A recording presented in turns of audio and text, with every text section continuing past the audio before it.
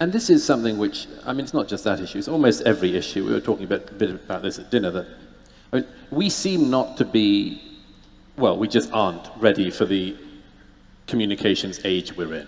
Mm-hmm. Right. And we're just not ready for it. Our brains are not yet able to cope. Let me give you an example. The notion of private and public speech that's just basically evaporated. So that if you, this is the problem. Try out an idea with your friends. Just throw around an idea. We've all done it. Throw around ideas with your friends if even one person is videoing it and might post it. This is the world we're all in. It's too dangerous to try things out for most people. That's a problem of no borders. And so this is it. So we are always vulnerable that for instance, most people in Europe, for instance, want borders. I mean, like overwhelming majority in every country want there to be borders. But if you show them footage of somebody being turned away at a border that morning, we don't know what to do with it. We have abstract principles we need to abide by, we want to abide by, everybody wants to abide by it, but we don't know what to do in precisely this era. And I think we've just got to, among other things, work in all sorts of ways to find ways to think about this that are deeper than the ones we've managed so far. One of them, yes, is to cope with the idea of the unbelievable luck that we've all got. Unbelievable luck. And then the questions from that. If I'm lucky, what are my priorities?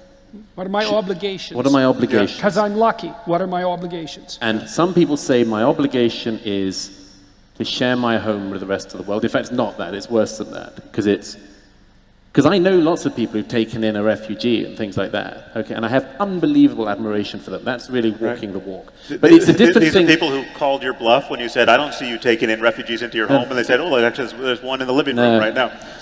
I always want to turn up to their houses with some refugees and say, "I've got yours." Right. And they go, there also aren't 50 in the living room. Exactly. Right, and then okay. So let's elaborate on this a bit more. Okay, so the issue is borders exclude, right? And that's a postmodern proposition, or maybe you could take that even further, that borders exclude and privilege those within the borders. It's like, yes. Okay, so let's take that seriously. Now, part of the seriousness is poor, innocent children are hurt at borders. That happens all the time. Okay, the question is, are you willing to give up the borders? Now, let's think about what borders are. Your skin is a border.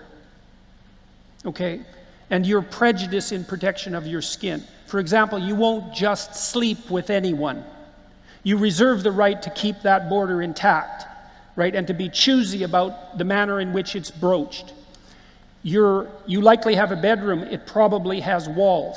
You have clothing. You have a house. You have a town. You have a state. You have a country. And those are all borders. It's borders within borders within borders within borders. And you need those borders because otherwise you will die. So we could not be too hypocritical about the damn borders. It's like we don't know how to organize fragile things without putting boundaries around them. And you see that in Genesis, right? As soon as people realize that, I'm sneaking in a little religion here in case you didn't notice. As soon as people realize, they become self-conscious, they wake up and realize their vulnerability, the first thing they do is manufacture a border between them and the world. And we need borders between us and the world. And we pay a bloody price for borders. And I say those words very carefully. We pay a bloody price for borders, and it's often in the price of other people's blood. And so then the question might be, well, how should you conduct yourself ethically in a world where other people are paying in blood for your borders? And the answer that I've been trying to communicate to people is, get your damn house in order.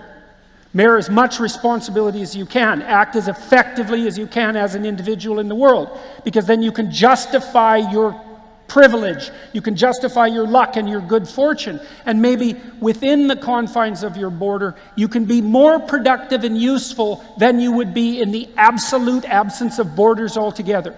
And it seems to me that that's the case. And then we have to have a discussion. Okay, the left doesn't like borders and the right is more fond of them, and they're both right. And so because we don't know how strict the border should be or how permeable it should be, it shouldn't be absolute, so nothing moves between borders. everything dies then. But if the borders disappear, then we can't survive. So we have to have a discussion about borders all the time, and that's partly what we're doing here. We have to be more sophisticated about these sorts of things.